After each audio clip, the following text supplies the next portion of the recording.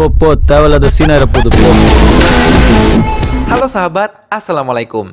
Apa kabar? Semoga selalu sehat dan senantiasa bahagia. Bahagia lahirnya, bahagia batinnya. Amin. Terima kasih sahabat sudah subscribe dan selalu setia menyimak video-video SLNT TV tanpa skip.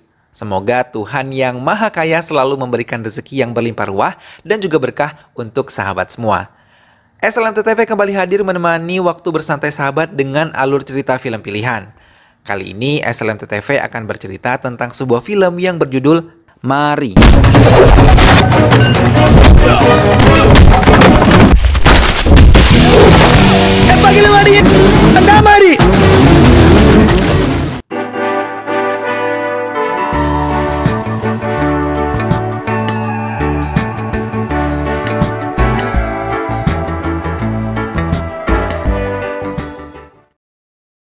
Di kantor polisi, dua orang petugas polisi terlihat saling berbicara mengenai turnamen burung merpati yang ada di desanya yang dipimpin oleh seorang pemuda bernama Mari. Di desanya juga ada seorang preman yang bekerja di bisnis penyelundupan barang. Suatu hari keduanya bertemu dan mereka pun melakukan kerjasama yang masih belum diketahui kerjasama apa yang mereka lakukan tersebut. Lalu jika ada yang berniat membocorkan bisnisnya, maka dia hanya akan mencukur orang tersebut hingga botak. Kemudian si polisi ini memutuskan untuk datang ke kediaman Mari. Dan yakin kalau turnamen merpati yang diadakan pasti berhubungan dengan judi dan dirinya yakin akan membawa Mari ke kantor polisi. Singkatnya mereka pun tiba di sana. Kemudian Mari pun mendatangi polisi itu. Di sana si polisi menuduh kalau Mari melakukan bisnis ilegal. Namun Mari mengelak dan mengatakan kalau mereka hanya melakukan hobinya, yaitu menerbangkan merpati. Pada saat itu juga Mari meminta kepada polisi itu untuk pergi dari rumahnya. Namun si polisi menolaknya dan Mari pun langsung membentaknya dengan nada yang tinggi. Seketika sauna di sana menjadi sunyi dan polisi itu pun memutuskan untuk pulang. Keesokan harinya adiknya Mari meminta kepada dia untuk membelikannya tas baru.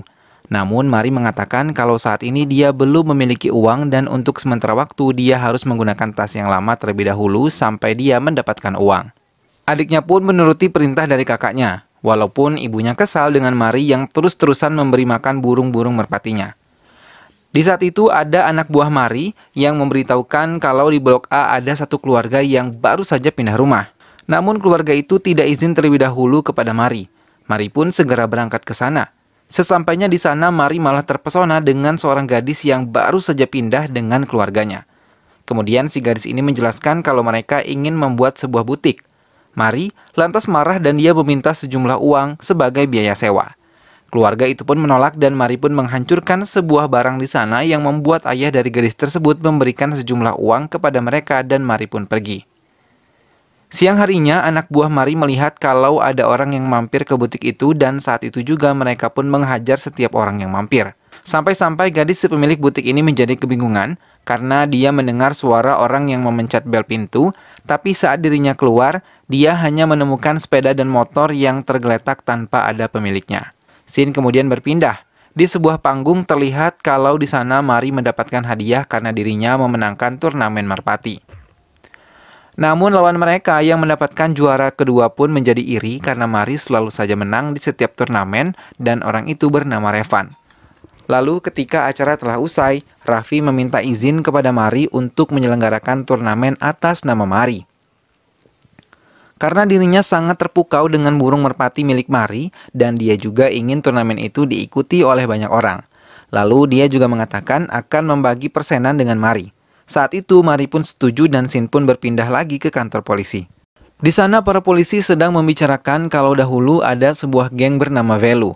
Geng itu awalnya tidaklah terkenal dan suatu saat mereka mendapatkan seorang pemimpin baru. Namun sayangnya pemimpin geng itu dibunuh oleh seseorang yang misterius di jalan. Bersamaan dengan itu Mari juga menjadi lebih dekat dengan para gangster dan seluruh kota juga mulai takut kepadanya. Lalu di sebuah pasar Ani bertemu dan ibunya tak sengaja bertemu dengan Mari.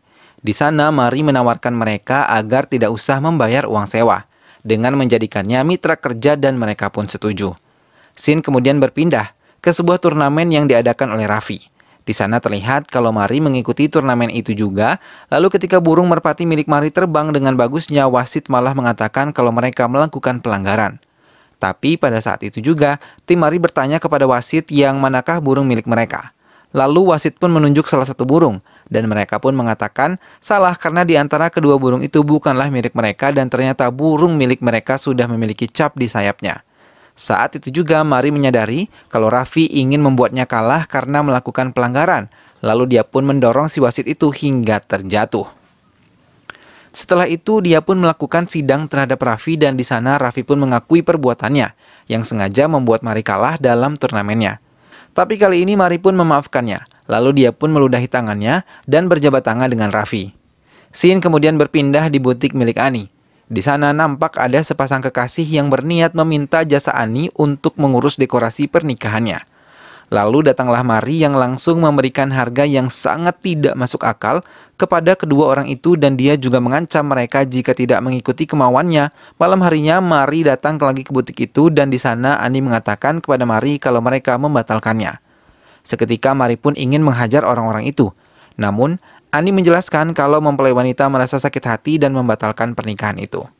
Sementara itu, para polisi bekerja keras untuk mencari bukti kalau Mari pernah melakukan catatan kejahatan. Tapi sayangnya mereka tidak menemukan sama sekali bukti kalau Mari pernah melakukan suatu kejahatan.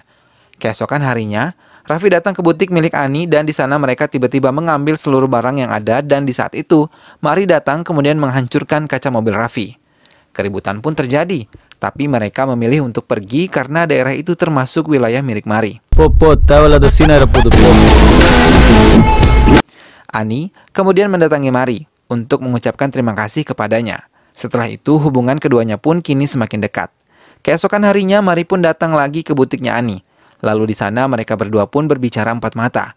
Kemudian Mari mengatakan kepada Ani kalau dia mencintainya. Ani pun menjadi bingung dan menganggap dia belum mengenal lebih dekat tentang Mari.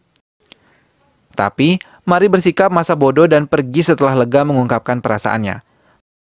Malam harinya, Mari mabuk bersama temannya lalu di sana dia menceritakan kalau Ani menolak perasaannya. Kemudian di saat itu Ani datang dan menjelaskan kalau dia tidak menolak Mari, melainkan dia hanya kurang tahu tentang Mari mengapa semua orang takut kepadanya. Mari pun menceritakan kalau dirinya saat itu pernah membunuh seorang ketua geng Velu yang bernama Pandi dan mungkin karena itulah saat ini para warga takut terhadap dirinya. Keesokan harinya, polisi Arjun datang menangkap Mari karena dia dituduh telah melakukan pembunuhan terhadap Pandi. Si polisi juga menjelaskan kalau Anilah yang melaporkan rekaman itu dan sebelumnya dia juga sudah bekerja sama dengan Arjun untuk mencari kesalahan dari Mari. Akhirnya Mari pun dibawa ke kantor polisi tanpa perlawanan. Sebelum pergi, dia memuji Ani karena akting yang dia lakukan sangatlah bagus.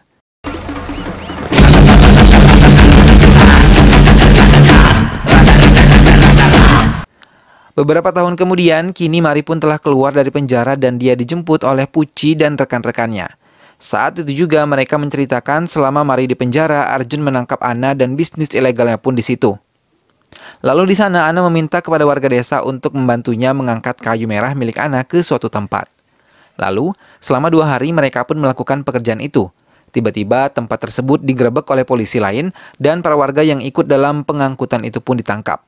Sementara itu Arjun rupanya menghilang dan membuat surat izin liburan sehingga dirinya tidak terbukti ikut campur dalam masalah itu. Tak hanya itu, geng dari Raffi pun tiba-tiba mengambil alih pasar mereka dan melakukan pemerasan sesuka hatinya. Tidak hanya Raffi, ternyata mereka juga sudah bekerja sama dengan Arjun untuk menguasai pasar itu. Kini Mari pun semakin kebingungan, karena dirinya tak tahu lagi harus berbuat apa. Kemudian Puci menyarankan saran yang diberikan Ana untuk pergi dari kota itu jika tidak ada lagi yang bisa diperjuangkan. Akhirnya Mari pun memutuskan untuk pindah ke kota lain dan menyuruh Puci menyiapkan barang-barang serta burung merpati mereka untuk ikut bersamanya. Saat itu juga Puci segera mengemasi barang-barang mereka dan di saat itu geng dari Raffi datang dan tiba-tiba saja mereka pun menyerang Puci.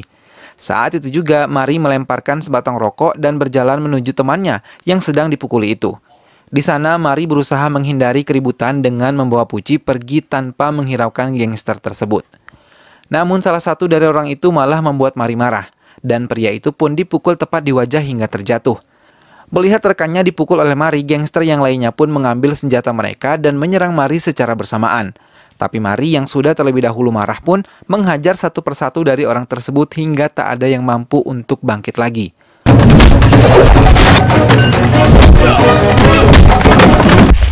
Kemudian, Mari memberitahu gangster itu untuk melaporkannya ke polisi Arjun dan mengatakan kalau Mari sudah tidak bisa dikendalikan lagi.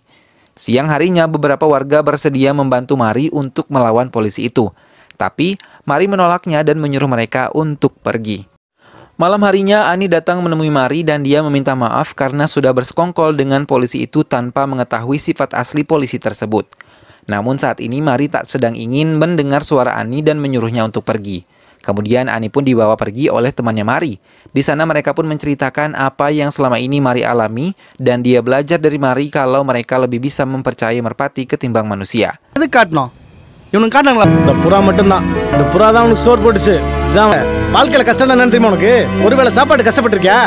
Mendengar hal itu, hati Ani benar-benar hancur karena dirinya merasa bersalah telah menjebak Mari saat itu.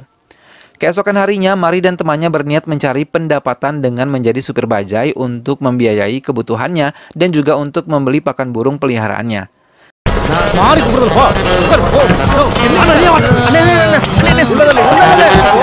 Siang harinya, Mari melihat kalau Ani sedang memberi makan merpatinya.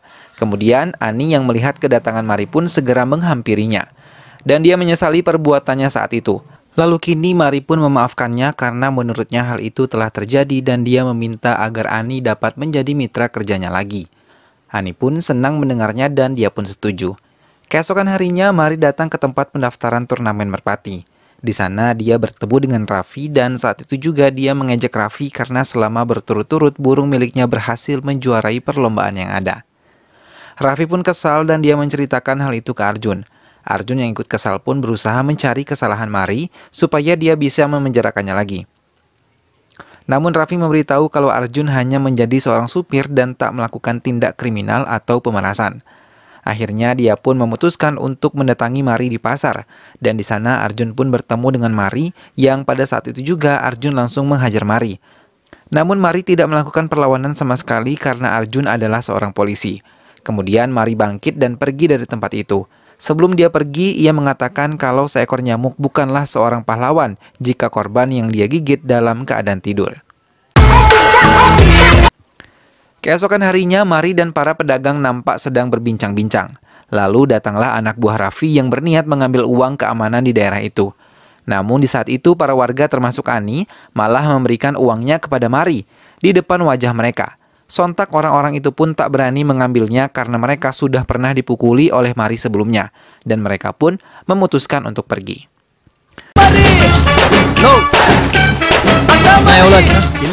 Kemudian Mari merencanakan untuk membebaskan Veluana dan para warga yang tak bersalah. Malam harinya mereka pun segera melancarkan aksinya tersebut dengan memberhentikan mobil pengangkut kayu merah milik yang saat ini dipegang oleh Arjun dan mengumpulkannya menjadi satu. Keesokan harinya, Arjun mendapati kalau ada banyak wartawan yang ingin bertemu dengan dirinya.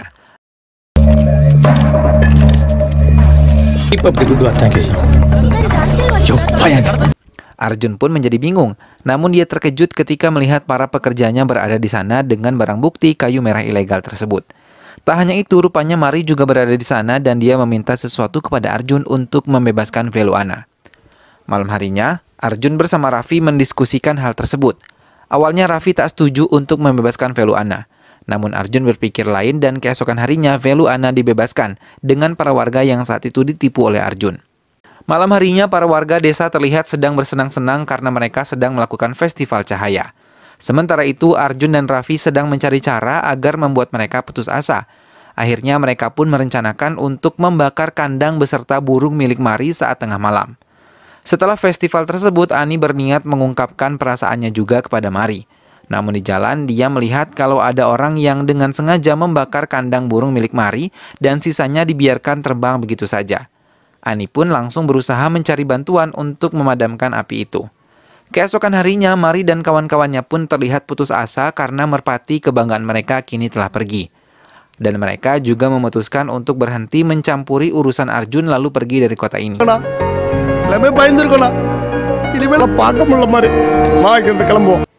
Tapi tiba-tiba seekor burung merpati terbang ke arah Mari, disusul dengan gerombolan merpati lainnya. Sontak Mari senang melihat hal itu dan teman-temannya yang lain juga memiliki semangat lagi untuk memperjuangkan keadilan. Di sisi lain, geng Raffi terkejut karena pabrik kayu ilegal mereka tiba-tiba meledak, lalu terbakar. Di saat yang sama, Mari muncul lalu dia pun tanpa kata-kata lagi langsung menghajar seluruh anak buah Raffi, termasuk juga Raffi. Kemudian Mari menghampiri Arjun lalu dia pun menghajarnya dengan serius. Namun Arjun berhasil kabur dan Mari pun berhadapan dengan anak buahnya Raffi. Tiba-tiba Raffi ditusuk oleh Arjun saat itu juga. Dan di waktu yang sama polisi pun datang lalu melerai keduanya. Di sana Arjun kebingungan karena dirinya lah yang ditangkap. Rupanya Ana melaporkan kejadian itu ke temannya yang merupakan ketua dari Bea Cukai. Mari pun senang melihat Arjun ditangkap dan memberikan Arjun salam perpisahan. Kini Ana pun kembali diterima sebagai bos gangster kembali dan Raffi beruntungnya selamat karena dia segera dibawa ke rumah sakit. Sub Inspektur Arjun, வருவாய்த்துறை அதிகாரி. Lalu di sore hari, Ani menemui Mari yang sedang menikmati pemandangan sore. Di sana Ani langsung mengungkapkan perasaannya terhadap Mari. Namun, Mari menolak dan mengatakan kalau mereka lebih baik berteman saja dan film pun selesai. Itulah tadi alur cerita dari film Mari. Semoga kalian semua terhibur setelah menyimak alur cerita film ini. Sampai bertemu lagi di alur cerita film yang lainnya. Dukung terus SLMTTV dengan cara klik like, komen, share, dan juga subscribe. Sampai berjumpa lagi di video-video selanjutnya. Sehat selalu sahabat, terima kasih ya sudah menyimak video ini sampai akhir. Sampai jumpa lagi, wassalamualaikum.